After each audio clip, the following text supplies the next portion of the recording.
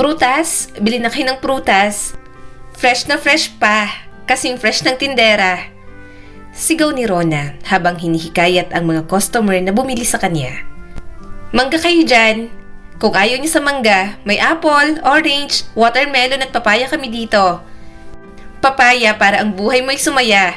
Watermelon para hindi ka lokohin ng iyong karelasyon. Mangga para sa mga pinaasa. Bili na po kayo. Ang hindi bumili, pangit. Nag-uunahan sa pagbili ang mga customers. Natatawang nilingon naman ni Rona ang kapatid niyang si Jelly. Si Jelly ang nakababata niyang kapatid at ito rin ang katulong niya sa pagbebenta ng mga prutas sa maliit niyang pwesto sa palengke. Ang galing mo talagang mag-sales talk, ate. Puri ni Jelly at nakipag-appear sa kanya. Sabi ko naman sa'yo, kaya kong maghakot ng maraming customer gamit lang tong bunganga ko. O siya, ikaw nang bahalang magbigay ng sukli sa kanila. Huwag kulang at huwag ding sobra. Tamang sukli lang ha. Malulugi tayo kapag sumobra ng mga isusukli mo. Pabirong sumaludo si Jelly sa kanya. Okay, master. Pabiro nitong saad, kaya natawa si Rona.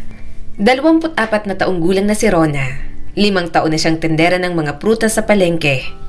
Hindi siya nakatapos ng kolehiyo. Second year college lang ang inabot niya at dahil sa hirap ng buhay, napilitan siyang huminto sa pag-aaral.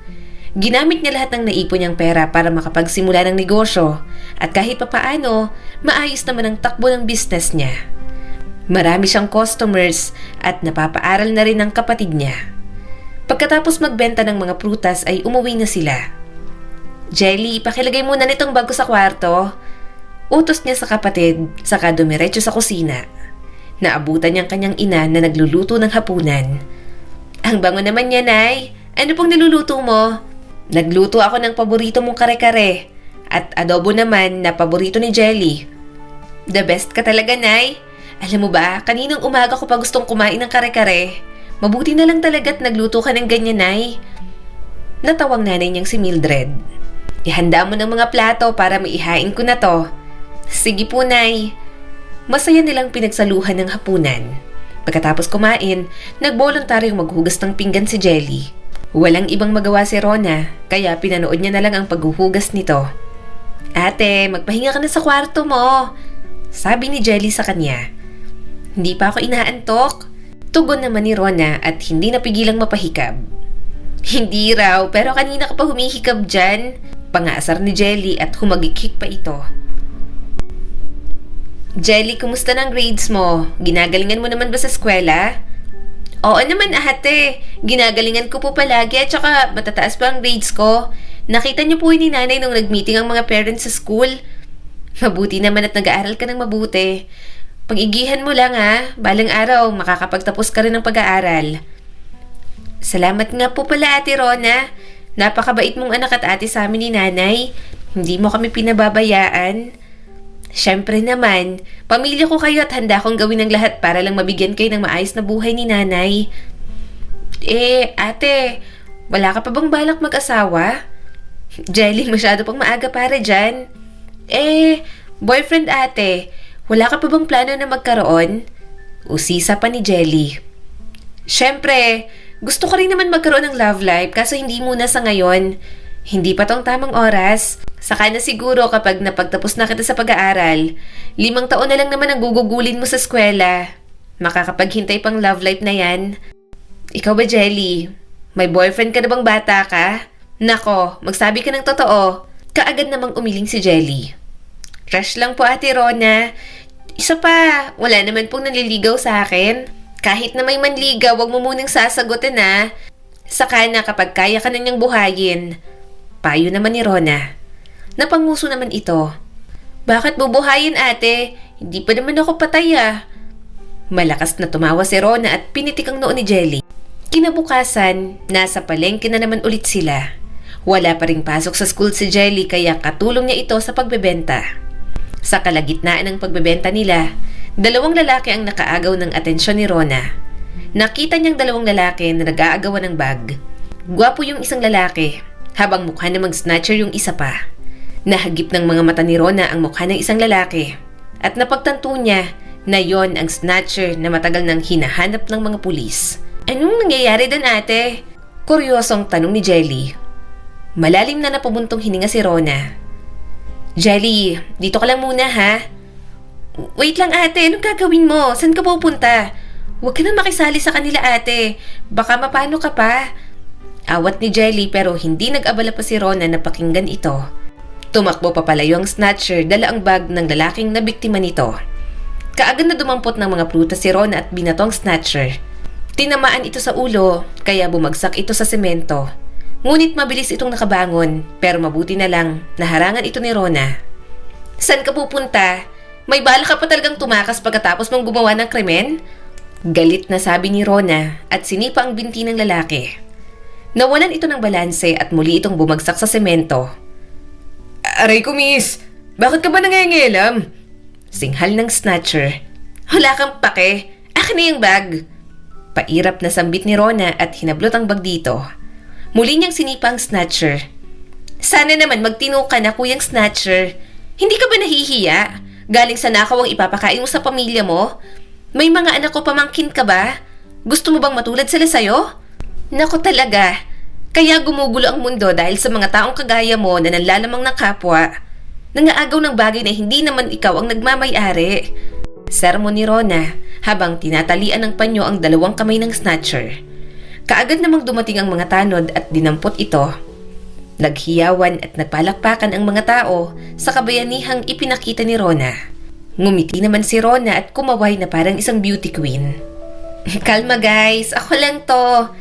Pabiro niyang sabi at nag-flying kiss pa. Nilingon niya ang may-ari ng bag. Halos maglaway siya sa sobrang gwapo nito. Artistahin kasi ang datingan ng lalaki. Naglakad siya papalapit sa binata. Eto ng bag mo. Saad ni Rona saka inabot sa lalaki ang bag. Nakatitig lang sa kanyang lalaki. Ramdam ni Rona ang pagkamangha nito sa kanya. Huwag mo naman akong titigan masyado. Baka ma-fall ka niyan. Siya nga pala, kapag nandito ka sa palengke, ingatan at bantayan mo ang mga gamit mo. Lalo na yung mga mamahalin. Mahirap na, baka manakawan ka ulit. Marami talaga nagkalat ditong snatcher at loko-loko. Payo niya sa lalaki. Tumango naman ito at nginitian siya. Maraming salamat, miss. Ako nga pala si Leo. At ikaw naman si... Nakipagkamay si Rona kay Leo. Ako naman si Rona Bahaghari. Alam mo, pamilyar ang mukha mo sa akin, Leo. Parang nakita na kita sa kung saan. Hindi ko lang matandaan eh. Napakamot naman si Leo sa ulo nito. Saglit na napaisip si Rona saka nginitian ng binata. Alam ko na. Anak ka ni Mr. Galvez. Ang may-ari ng lupang kinatitirikan nitong palengke. Tama ba ako? Nahihiyang tumango si Leo. Oo. Anak niya nga ako. Bakit ka nga pala nandito? Naniningil ka ba ng renta? Umiling naman si Leo. Nandito ako para bumili ng prutas. May sakit kasi si mama at mas gusto niyang bumili ako ng prutas dito sa palengke kasi mas fresh daw dito. Prutas? Ay, tamang-tama. Tindera ko ng mga prutas. Ayun ang pwesto ko. Sabay turo ni Rona sa maliit niyang tindahan ng mga prutas. Kumaway naman si Jelly. Kung ganon, pwede ba akong makabili ng mga prutas sa'yo? Oo naman, bibigyan pa kita ng discount. Halika dito. Hinila niya si Leo papunta sa kanyang tindahan. Tahimik na pinapanood ni Rona si Leo habang abala ito sa pamimili ng mga prutas. Kanina pa siyang sinisiko ni Jelly, kaya kunot noong binalingan niya ito. Ate, ang pogi naman yan. Bagay kayo, te. Gwapo at magagandang magiging anak niyo sa future. Kinikilig na bulong ni Jelly, kaya nabatukan tuloy siya ni Rona. Tumigil ka nga. Bumibili lang siya ng prutas. Baka imbis na prutas, yung puso mo ang mabili niya. Suklian mo na lang siya ng pag-ibig, Ate Rona. Che, ang lakas talaga ng trip mo, Jelly. Kung ano-ano na lang ang naiisip mo, mabuti pa, asikasuhin mo na lang iba nating customer. Hindi tayo kikita kung dadaldal ka lang. Sermon pa ni Rona. Ang sungit mo naman, ate. Reklamo ni Jelly pero nakangiti pa rin ito. Tumikhim si Rona habang isinisilid sa cellophane ang mga pinamili ni Leo. Eto na bang lahat ng bibilhin mo? Tanong niya habang may malaking ngiti sa mga labi.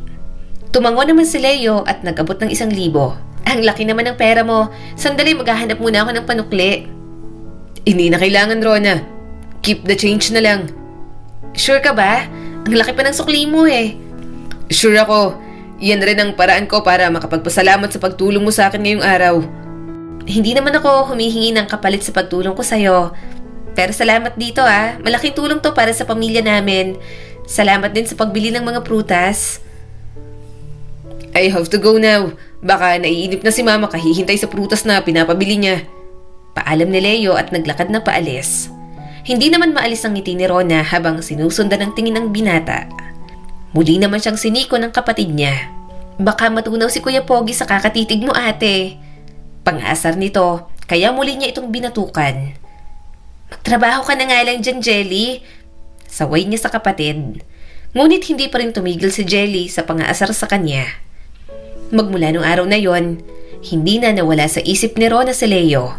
Buong akala ni Rona, hindi na sila muling magkikita pa. Ngunit isang araw, bigla na lang sumulpot sa tindahan niya si Leo. Nginitian nilang isa't isa. Leo, nandito ka ulit? Oo, bibili sana ulit ako ng prutas. Kamusta na nga palang nanay mo, Leo? Magaling na ba siya? Nakalabas na ba siya ng ospital? Hindi pa, nasa ospital pa rin siya hanggang ngayon. Inoobserbahan pa siya ng mga doktor. Sana gumaling ng nanay mo. Hayaan mo, isasama ko siya sa mga dasal ko. Gagaling din siya. Magtiwala ka lang sa Panginoon. Salamat, Rona. Salamat din sa'yo kasi sa akin ka bumibili ng mga prutas. Medyo matumal kasi ang benta ngayon at ikaw pa lang ang unang customer ko ngayong araw. Ganun ba? Ibig mo bang sabihin wala ka pang ibang benta? Oo, wala pa nga eh. Papakyawin ko na lahat yung binibenta mo.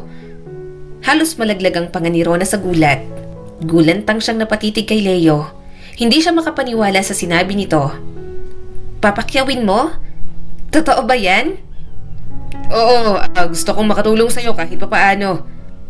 Pero kung bibilhin mo ang lahat ng to, baka mabulok lang. May pagbibigyan ka ba ng mga to? Tumango naman si Leo. Mamimigay ako sa ibang pasyente dun sa ospital. Bibigyan ko din yung mga makakasalubong ko sa daan. Maraming salamat talaga sa iyo, Leo. Napakabait mo talaga. At tuluyan ang pinakyaw ni Leo ang lahat ng paninda ni Rona. Halos araw-araw, dumadaan si Leo sa tindahan ni Rona. Bumibili ito ng mga prutas, ngunit sa totoo lang, hindi naman talaga mga prutas ang sadya nito. Gusto lang talaga niyang masilayan ang napakaamo at magandang mukha ni Rona. Nung una silang nagkita, kaagad na bighani ang binata sa dalagang tindera. Love at first sight kumbaga. Magmula noon, nagpabalik-balik na si Leo sa tindahan nito para lang makausap si Rona at para na din makapagpapansin sa dalaga. Sa dalas nilang magkita, napalapit na sila sa isa't isa. Wala ka bang balak na bumalik sa pag-aaral, Rona? Usisan ni Leo sabay kagat sa saging. Siyempre, meron naman, pero hindi na kasi yun ang priority ko. At isa pa, mas gusto ko na lang pagtapusin ang pag-aaral ng kapatid kong si Jelly. Gaano katagal ka na bang nagtitinda ng mga prutas? Siguro mga 5 years na din. Tagal-tagal na pala. Alam mo kasi Leo, mula pa noon, pangarap ko na talaga magkaroon ng sariling negosyo. Nag-ipon talaga ako ng nag-ipon para lang makakuha ng pwesto dito sa palengke. Tsaka hindi naman kalakihan ang kinikita ko dito, pero nakakatulong ito ng malaki sa pamilya ko. Nabibili ko ang pangangailangan ni nanay at ng kapatid ko. Ayos lang ba kung magtanong ako tungkol sa tatay mo? Oo naman no, okay lang. Gusto ko lang sana malaman kung nasaan ang tatay mo.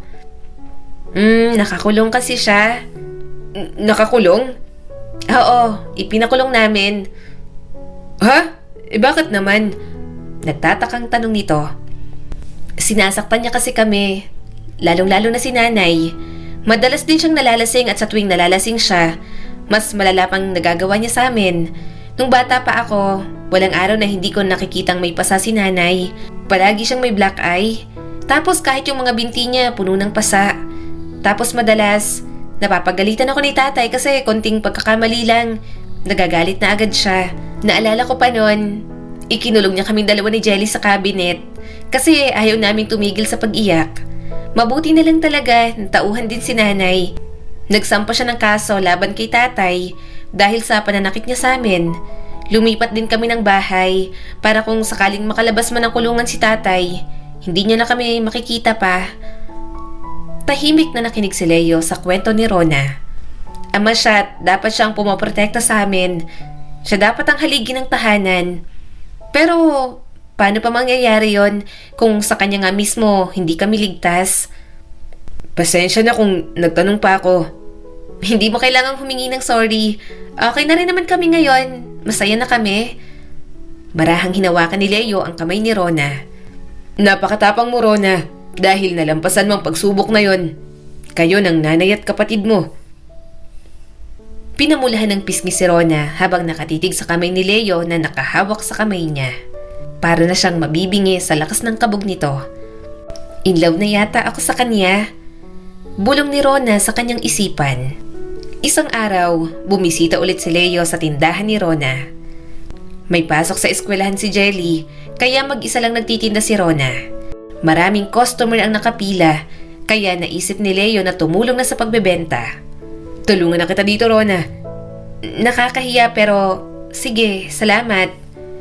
Dumoble ang customer ni Rona nang makita ng mga ito kung gaano kagwapo ang nagtitinda. Lahat ay napapila nang makita si Leo. Kuya, magkano ka po? Magkano po ang kilo ng saging? Tanong ng isang babae habang kinikilig pa. Kuya, may asawa ka na? May sayote po ba kayo? Tanong naman ng isa pa. Prutas lang ang ibinibenta namin, hindi gulay. Asar na sabi ni Rona at pasimple siyang napairap. Bigla na lang siyang tinamaan ng selos. Napanguso siya at napatingin kay Leo. Hindi naman niya pagmamayari si Leo pero gusto niya na lang itong itago sa ilalim ng mesa para lang huwag itong makita ng ibang babae. Kuya, pwede ka bang makadate? Pwede bang bumili ng 5 kilong orange? Hirit naman ng isa pang customer. Kuyang Pogi, nagbebenta ka ba ng abs? Ng ubas? Tanong naman ng isa pang babae. Natawa na lang si Leo. Pagsapit ng hapon, tuwang-tuwa si Rona dahil naubos ang lahat ng paninda nila. Salamat ulit sa tulong mo, Leo. The best ka talaga. Sold out lahat ng prutas ko dahil sa'yo. You're welcome, Rona. Masaya akong natulungan kita. Pati ikaw, muntik nang ma-sold out sa dami ng babaeng gustong bumili sa'yo. Ngumiti naman si Leo. Buti nga't hindi ka pumayag na bilhin nila ako. Pabirong sabi ng binata. Nahihiyang napaiwas ng tingin si Rona. Kumuha ng 500 pesos si Rona sa bag at saka inilahad kay Leo. Tiningnan lang yun ng binata. Para saan yan? Nagtatakang tanong nito. Para saan? Di sahod mo para sa pagbebenta. Hindi naman ako nanghihingi ng sahod. Ano bang pwede kong gawin para makabayad ako sa'yo? Sumama ka na lang sa akin mag-dinner. Alok ni Leo. Napakurap si Rona. Date ba yan? Tanong niya at kaagad siyang napatakip sa kanyang bibig. Ngiti lang ang isinagot ni Leo. Naglakad sila papunta sa kotse ni Leo. Inalalayan pa siyang makasakay nito. Napaka-gentleman talaga, kaya hindi tuloy maiwasan ni Rona ang mag-blush na naman.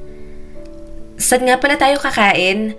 Tanong ni Rona habang pasulyap-sulyap kay Leo. Doon sa paborito kong kainan. Masarap doon. Sure akong magugustuhan mo. Bumiyahe na sila at ilang minuto lang, nakarating na sila sa isang restaurant. Dito tayo kakain? Gulat na tanong ni Rona. Bakit? May problema ba? Ayaw mo ba dito? Sa katunayan, ito din ang paborito kong restaurant, Leo. Masarap ang pagkain nila dito. Ani Rona at natuwa nang malamang pareho sila ng paboritong kainan. Pumasok na sila sa loob at umorder na. Marami silang napagkwentuhan habang kumakain. The best talagang pagkain dito, no? Hindi nakakasawa at saka affordable pa. Komento ni Rona. Tama lang pala na dito kita dinala. Saad naman ni Leo. Kahit saan kainan mo naman ako dalhin, ayos lang. Hindi naman ako maarte. Rona, may isang dahilan pa kung bakit kita niyayang mag-dinner. Pag-amin ng binata. Natigilan sa pagkain si Rona. Ibang dahilan pa? Ano naman yon? Gusto ko sanang sabihin sa'yo na... Sabihin ng alin? Gusto ko sana na malaman mo na... Malaman ng ano? I like you. I really like you, Rona. Nung una pa lang kitang nakita, alam ko na agad na gusto kita. Sa tuwing magkasama tayo, sobrang saya ko. I want to spend more time with you. Pero hindi bilang kaibigan lang. kundi bilang boyfriend sana. Kung ayos lang sa'yo, gusto ko sanang ligawan ka. Ligaw? Gusto mo ako? Bakit naman ako? At saka, ano bang nagustuhan mo sa akin? Hindi naman ako sobrang ganda at sa itsura mo. Mukhang hindi ako papasa sa standards mo. Pumasa ka nga eh. Nilampasan mo pa yung standard ko sa ibang babae. Giit pa ni Leo. Kinalig naman si Rona. Ang totoo niyan, gusto din kita, Leo. Gusto mo din ako? Kagaya mo, tinamaan din ako sa'yo nung una pa lang tayo nagkita. Nagustuhan din kita nung araw na yon. Mas lumala pang nararamdaman ko nung napapadalas ng pagsasama at pag-uusap natin. Talaga? So pumapayag ka na bang ligawan kita? Oo naman oh. Magiging choosy pa ba ako? Tumayo si Leo at bigla na lang sumigaw ng yes at napasuntok pa sa ere. Pinagtinginan naman sila ng mga tao. Natatawang hinila siya paupo ni Rona. Bakit ka ba sumisigaw? Masaya lang ako na pumayag ng ligawan kita. Bago simulan ng panliligaw, ipinakilala muna ni Rona si Leo sa kanyang ina. Pumayag na siya na ligawan ni Leo, ngunit kailangan pa rin nilang humingi ng permiso at basbas mula sa kanyang ina na si Mildred. Nay, si Leo po, aakit ng ligaw sa akin. Sabi ni Rona habang kinakabahan pa. Yun kasi ang unang beses na nagdala siya ng lalaki sa bahay nila at manliligaw pa niya. Kaagad na nagmano si Leo kay Mildred. Magandang araw po, tita. Bati ng binata. Anong tita? Pamangkin ba kita? Reklamo naman ni Mildred. Namutla si Leo at kinabahan. Kahit si Rona, natakot din sa tono ni Mildred. Magandang araw po, ma'am. Pag-uulit naman ni Leo at napalunok ito. Ma'am? Teacher mo ba ako? Sita na naman ni Mildred. Kabadong napatingin si Leo kay Rona. Napakamot naman si Rona sa ulo.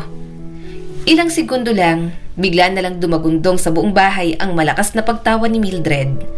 Halos mapaluhod pa ito sa semento sa sobrang pagtawa. Nay, bakit ka ba tumatawa? Nagtatakang tanong ni Rona. Binibiro ko lang tong si Leo. Masyado kasi siyang seryoso at kinakabahan. Ani Mildred at tinapik ang balikat ni Leo. Diyos ko naman, Nay. Akala ko ayaw mo kay Leo. Kinabahan din po tuloy ako. Rona, matanda ka na. Kaya mo nang magdesisyon para sa sarili mo. Nanay mo ako ngunit wala naman akong planong pakialaman ng love life mo. At isa pa, mukha namang mabuting tao itong si Leo. Sana lang, huwag kanyang sasaktan at paiiyakin. Dahil puputulin ko talaga yung ano niya. Litanya ni Mildred. Anong ano po? Tanong ni Leo at napaatras. Muling natawa si Mildred. Biro lang ulit, iho. Huwag kang matakot sa akin. Naghanda nga pala kami ng pagkain para sa'yo. Halika, pagsaluhan na natin ang pagkain. Habang kumakain ng hapunan, maraming itinanong si Mildred kay Leo. Pakiramdam tuloy ng binata, nasa fast talk with Boy Abunda. Pakiramdam tuloy ng binata, nasa fast talk with Boy Abunda siya sa dami ng tanong. Kung sakaling sagutin ka ni Ate Rona, ikaw ang magiging first boyfriend niya, Kuya Leo. Sabat naman ni Jelly. Talaga? Masaya akong malaman yan. Sabi naman ng binata. Ikaw ba, kuya, pang ilang girlfriend mo na ba kung sakali si Ate Rona? Ngumiti naman si Leo. Hindi man siyang first girlfriend ko. Sisiguraduhin ko naman na siya nang huli. Napatili si Jelly at halos mangisay naman sa sobrang kilig si Mildred. Muntik pa itong malaglag sa upuan. Sana all na lang talaga. Sana sagutin mo agad si Kuya Leo, ate. Sabi pa ni Jelly. Masugid na niligawan ni Leo si Rona.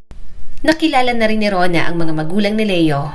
Suportadong-suportado din sila ng mga ito. Sana naman mabigyan nyo na kami ng apo. Hindi na kami bumabata at gusto pa naming maabutan ng magiging apo namin sa'yo, Leo. Hiling ng nanay nito. Naibugan ni Rona ang iniinom niyang juice. Ma, nanliligaw pa lang po ako kay Rona. Saad naman ni Leo. Nanliligaw ka pa nga pero malakas ang kutob ko na sasagutin ka rin niya. Kapag naging kayo, magpakasal agad kayo at bigyan niyo ako ng apo, ha? Hirit na naman ang ginang. Natawa na lang si Rona at Leo. Makalipas ang ilang buwan na panliligaw ni Leo, sinagot na rin naman ito ni Rona. Para kasi sa kanila, Hindi na dapat pang pinapatagal ang panliligaw kung gusto naman nilang isa't isa. Sinasagot na kita, Leo. Tayo na. Tayo na? Ayaw mo ba? Niyakap siya ni Leo. Gustong gusto ko. Mahal na mahal kita, Rona. Ginantihan ni Rona ang pagyakap ni Leo sa kanya. Mahal na mahal din kita, Leo. Ikaw lang ang lalaking una at huli kong mamahalin. Huwag mo sana akong sasaktan kasi hindi rin kita sasaktan. Masaya nilang inanunsyo sa mga pamilya nila na magkasintahan na sila. Masayang-masaya naman ang mga ito. Yay! Ang saya ko para sa inyo. Sana magtagal pa ang relasyon nyo at sana mabigyan nyo na ako ng pamangkin. Hiyaw pa ni Jelly. Hoy, kakasagot ko pa lang sa kanya. Pamangkin ka dyan. Sita ni Rona. Kaagad na lumayo si Jelly bago pa siya mabatukan ng kapatid. Mabuhay ang bagong kasal! Pagbibiro ulit ni Jelly, kaya nagtawanan ng lahat. Makalipas ang 2 taon, napagpasyahan ni Rona at Leo na magpakasal na. Naging enggrande ang kasal nila dahil mga magulang ni Leo ang nag-sponsor. Uniko iho si Leo, kaya hindi pumayag ang mami nito na maging simple lang ang magiging kasalan. Pagkatapos ng wedding ceremony, kaagad na nilapitan ni Mildred at Jelly si Rona. Ate, congrats! Kasal ka na! Masayang-masaya ako para sa inyong dalawa ni Kuya Leo. Salamat, Jelly. Masayang-masaya din ako. Pero ibig sabihin na rin yan, hindi ka na namin makakasama sa bahay, ate. Kasi titira na kayo ni Kuya Leo sa isang bubong. Malungkot na sabi ni Jelly. Huwag ka nang malungkot. Hindi ko naman kayo iiwan ni nanay. Maglilipat bahay lang naman ako. At saka kahit may asawa na ako, hindi ko pa rin kayo pababayaan. Pinisil niya ang pisngi ni Jelly. At ikaw pa rin ang first baby damulag ko. Dugtong niya pa. Humagikik naman si Jelly at niyakap siya ng mahigpit. Naging maayos naman ang buhay ni Rona sa piling ng kanyang pinakamamahal na asawa. Kahit may sarili ng pamilya, itinuloy niya pa rin ang pagpapaaral kay Jelly hanggang sa makapagtapos ito ng kolehiyo. Ang dati niyang pwesto sa palengke ay pinamahalaan muna ni Mildred kasama ang ilang tindera na katulong nito sa pagbebenta ng mga prutas nang sa gayon mayroon itong mapagkaabalahan at hindi na rin umasa pa kay Rona at Jelly pagdating sa mga gastusin. Samantalang si Rona, nag-focus muna sa pag-aalaga ng kanyang mga anak at pagiging mabuting may bahay sa mister ng si Leo. Itinuloy niya rin ang pag-aaral sa kolehiyo dahil yon ang matagal niya ng pangarap. Ang kwentong ito ay nagpapaalala sa atin na sa buhay marami tayong pagsubok na pagdaraanan. Maraming sakripisyo at mabigat na desisyon ang kailangang gawin upang matupad ang ating mga pangarap at makapamuhay ng maayos.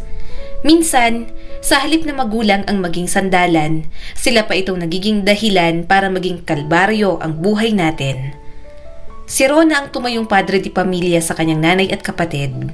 Hindi siya natakot na harapin ang bigat ng responsibilidad at hanggang sa huli, pinanindigan niya yon. Kaya sana, tulad niya, kung anuman ang kinakaharap nating problema at pagsubok, huwag tayong mawawalan ng pag-asa. Muli, eto po si Skylar Guro at sana may bago na naman kayong natutunan sa kwento natin ngayon. Maraming salamat po.